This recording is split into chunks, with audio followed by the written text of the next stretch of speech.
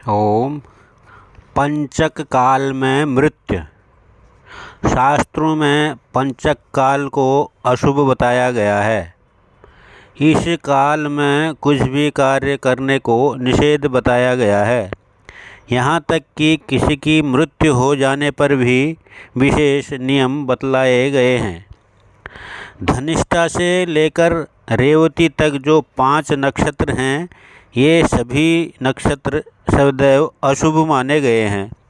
उन नक्षत्रों में ब्राह्मण आदि समस्त जातियों का दाह संस्कार या बलि कर्म नहीं करना चाहिए।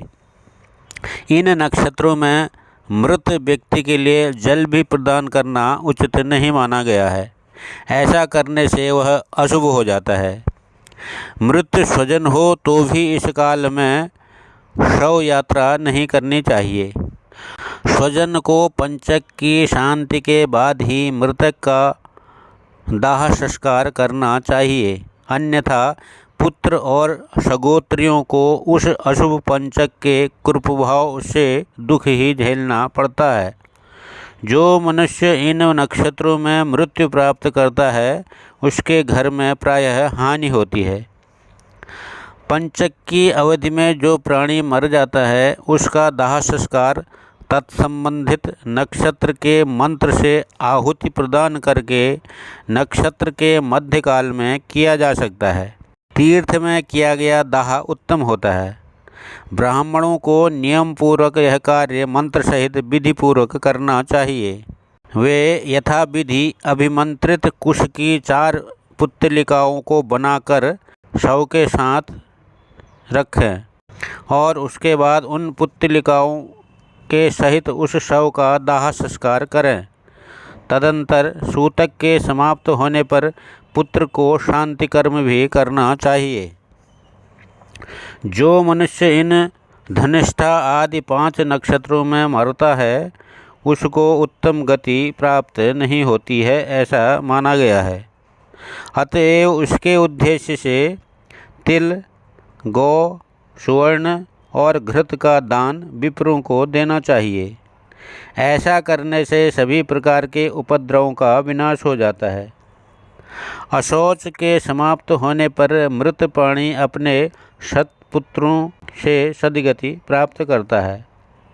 जो पात्र, पादुका, छत्र, सुवर्ण, मुद्रा, वस्त्र तथा दक्षिणा ब्राह्मण को दी जाती है, वह सभी पापों को दूर करने वाली हैं। पंचक में मरे हुए बच्चों, युवा और वृद्धों का और्ध्वदैहिक संस्कार प्रायश्चित पूर्वक जो मनुष्य नहीं करता है, उसके लिए विभिन्न विघ्न जन्म लेते हैं। पंचक में मृत्यु प्राप्ति के कृत्य इस प्रकार हैं, जैसे पंचकर्म मृत्यु होने पर दाह संस्कार की विधि भगवान के द्वारा गरुड़ जी को बताई गई है। मास के प्रारंभ में धनिष्ठा नक्षत्र के अर्धभाग से लेकर रेवती नक्षत्र तक का समय पंचक काल कहलाता है। इसको सदैव दोषपूर्ण और अशुभ माना गया है। इसमें मरे हुए व्यक्ति का दाह संस्कार करना उचित नहीं है। यह काल सभी प्राणियों में दुख उत्पन्न करने वाला होता है।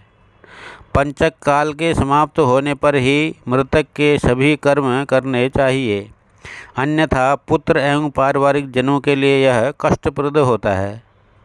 इन नक्षत्रों में मृतक का दाह संस्कार करने पर घर में किसी न किसी प्रकार की हानि होती है। पंचक में दाह संस्कार करना हो तो कुश के मानवाकार 4 पुतले बनाकर नक्षत्र मंत्रों से उनको अभिमंत्रित संस्कार करना चाहिए। अशौच के समाप्त होने पर मृत के पुत्रों द्वारा पंचक शांति भी करानी चाहिए। मृतक के पुत्रों को प्राणी के कल्याण हेतु तिल, गौ, स्वर्ण और घी का दान करना चाहिए। समस्त विघ्नों का विनाश करने के लिए ब्राह्मणों को भोजन, पादुका, छत्र, स्वर्ण मुद्रा और वस्त्र देना चाहिए। यह दान मृतक के समस्त पापों का विनाशक है। धनिष्ठा नक्षत्र में घास, लकड़ी आदि ईंधन इकट्ठा नहीं करना चाहिए, इससे अग्नि का भय रहता है। दक्षिण दिशा में यात्रा नहीं करनी चाहिए, क्योंकि दक्षिण दिशा यम की दिशा मानी गई है। इन नक्षत्रों में दक्षिण दिशा की यात्रा करना हानिकारक माना गया है। रेवती नक्षत्र में घर की छत डालना धन हानि और क्लेश कराने वाला होता है। इन नक्षत्रों में चारपाई भी नहीं बनवानी चाहिए। पंचक में शव का अंतिम संस्कार नहीं करना चाहिए। ऐसा माना जाता है कि पंचक में शव का अंतिम संस्कार करने से उस कुटुंब में 5 मृत्यु और हो जाती हैं। यदि परिस्थितिवश किसी व्यक्ति की मृत्यु पंचक अवधि में हो जाती है तो शव के साथ 5 पुतले आटे या कुशा के बनाकर अर्थी पर रखें और इन 5 का भी शव की तरह पूर्ण विधि विधान से अंतिम संस्कार करें तो परिवार में बाद में और मृत्यु नहीं होती है एवं पंचक दोष समाप्त हो जाता है। ऐसा शास्त्रोक्त विधान बतलाया गया है।